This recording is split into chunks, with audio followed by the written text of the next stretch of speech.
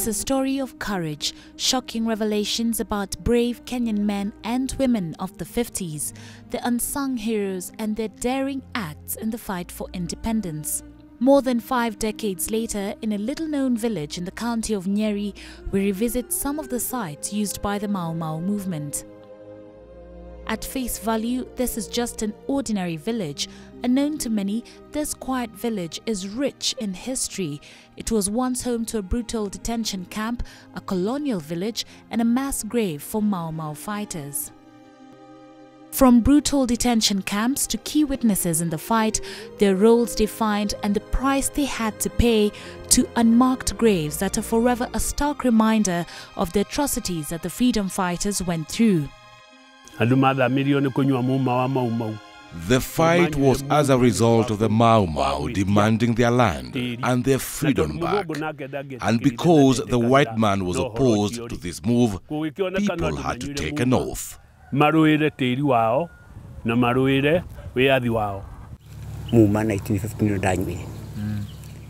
took an oath in 1950.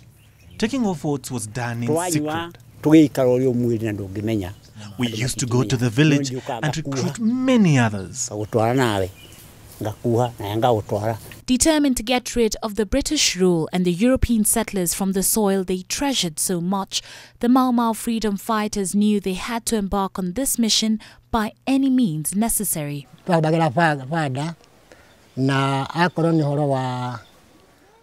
We used homemade guns, but whenever we could get a chance, those who worked for the white man used to steal real guns from them.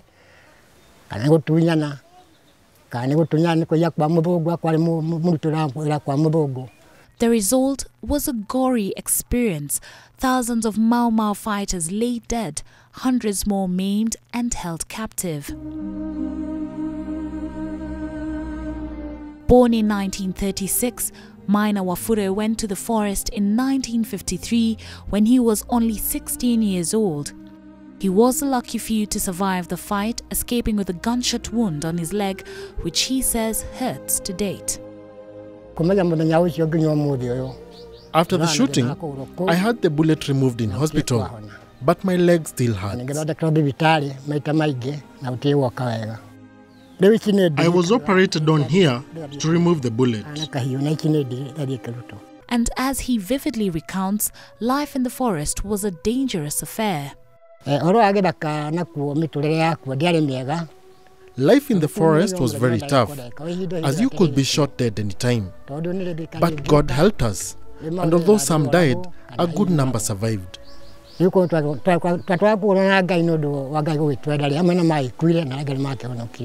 In 1954, the British government introduced a system dubbed villagization in central Kenya.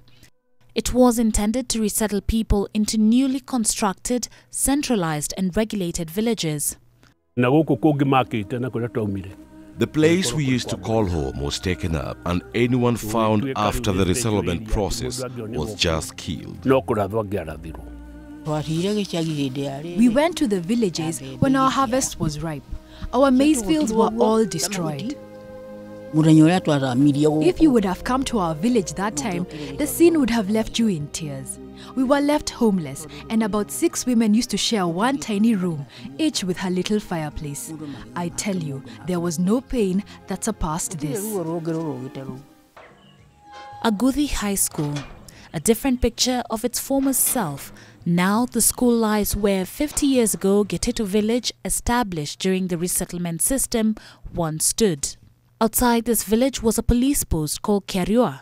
The police post served as an interrogation center for detainees. Next to this land was a camp for the area chief, which has since been demolished. Every location had its own administration. There was an area chief and a police post which neighbored the village.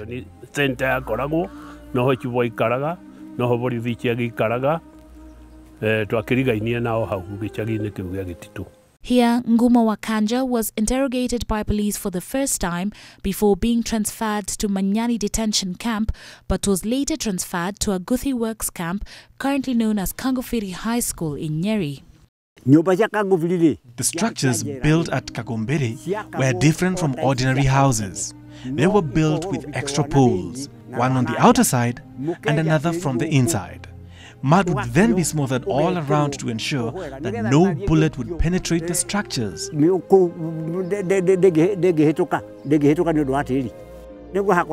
the gate were the writings, "Whoever is willing will be helped."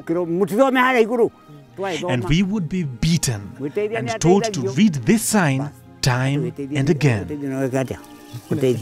The kind of assistance you could have gotten while at Kangubiri is to cooperate when you were interrogated about how you took an oath. If you confess to having taken an oath, you will then be freed. Back at Gititu village, there was only one entry and exit point manned by home guards of African origin serving under the colonial administration, best known at the time as Aguthi. The villages were surrounded by a trench measuring 8 to 10 feet width, same as the depth. The trench, together with the barbed wire surrounding the village, was put up as a security measure, probably to ensure that the poor villagers were confined within specified perimeters. The trench was put up by young people while the old men and women were busy preparing booby traps.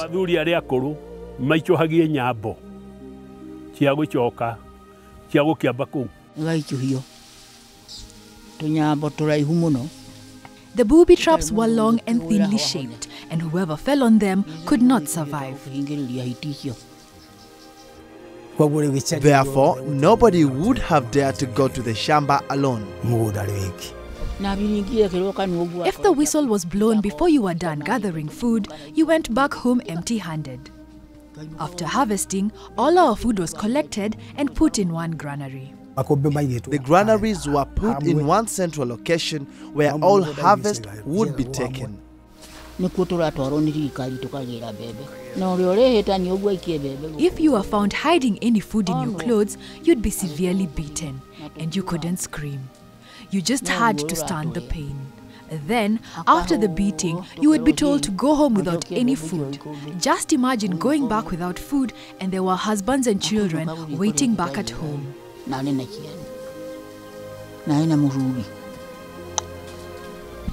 The food used to be rationed, irrespective of whether you had 10 children. You'll be given 3 pieces of maize comb to feed your family. Even with such restrictions, the fighters kept